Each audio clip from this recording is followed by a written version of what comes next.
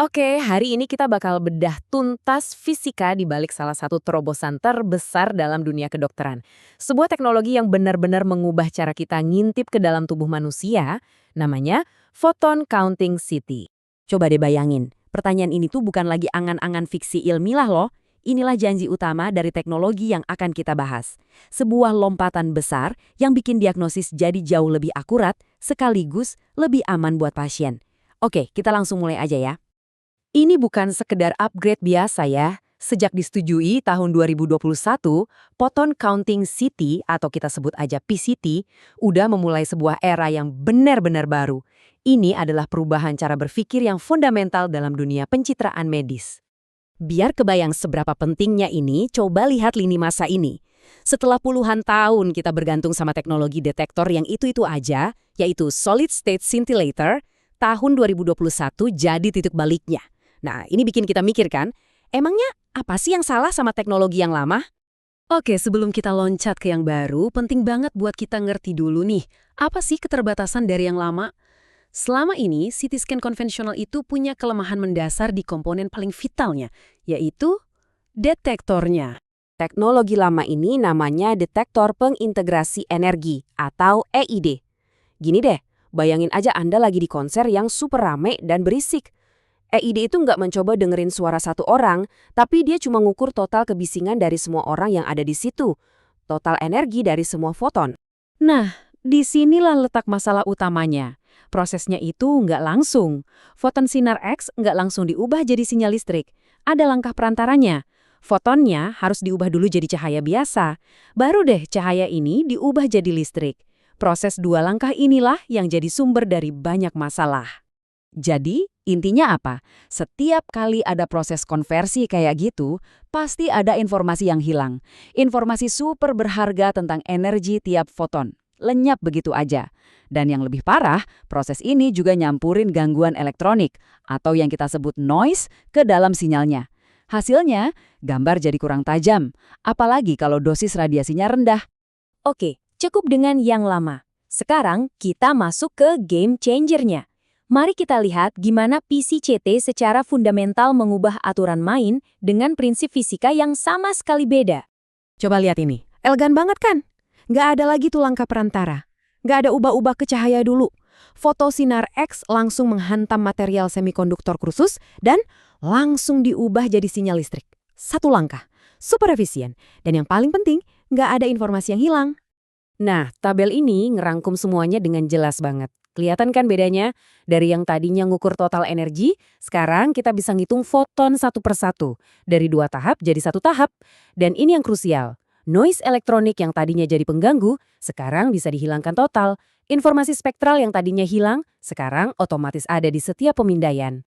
Kalau mau gampang ngertinya, analogi paling pas itu fotografi. CT yang lama itu kayak foto hitam putih. Dia cuma nangkep intensitas terang gelapnya aja. Nah, PCT ini kayak foto berwarna. Dia bukan cuma ngitung fotonya, tapi juga menangkap informasi warnanya, yaitu energinya. Oke, coba kita bayangin prosesnya ya pelan-pelan. 1 foton sinar X masuk ke detektor.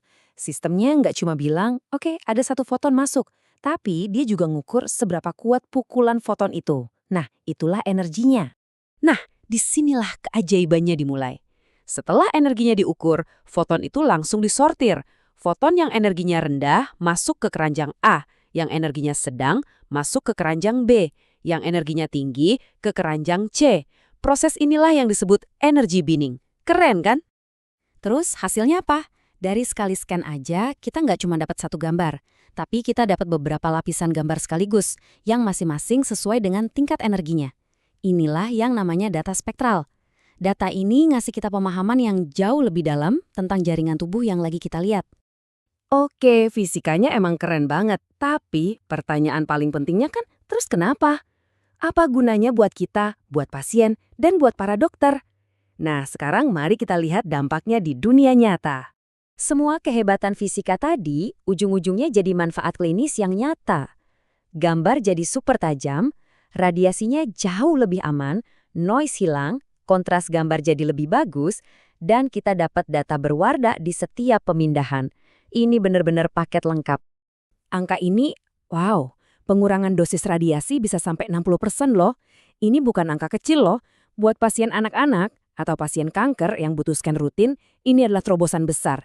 Keamanan pasien jadi meningkat drastis. Contohnya nih, di bidang kardiologi. Coba lihat gambar ini.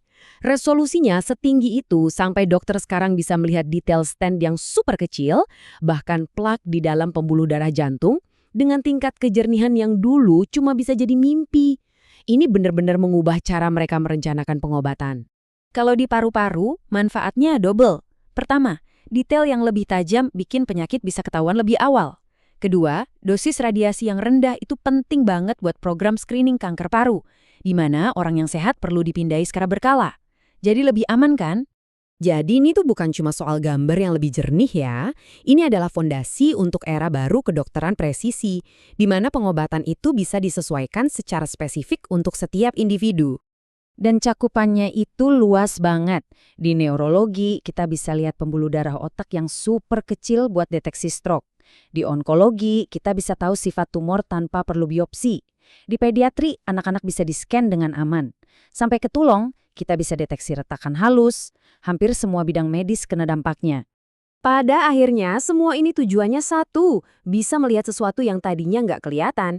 Dengan visualisasi 3D yang detailnya luar biasa kayak gini, dokter bisa merencanakan operasi atau terapi radiasi dengan tingkat kepercayaan diri dan presisi yang jauh lebih tinggi dari sebelumnya. Ini sejalan banget sama yang dibilang oleh Dr. Sahat Matondang.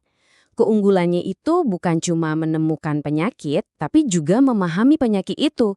Kita bisa tahu komposisi jaringannya apa. Ini jinak atau ganas. Hanya dari hasil pemindahan. Luar biasa. Dan yang harus kita ingat, ini semua baru permulaan dari sebuah revolusi. Dengan kemampuan untuk melihat tubuh manusia dengan detail dan keamanan yang belum pernah ada sebelumnya, pertanyaannya sekarang bukan lagi jika, tapi kapan kita akan menaklukkan penyakit-penyakit yang paling menantang. Masa depan ada di sini, sekarang.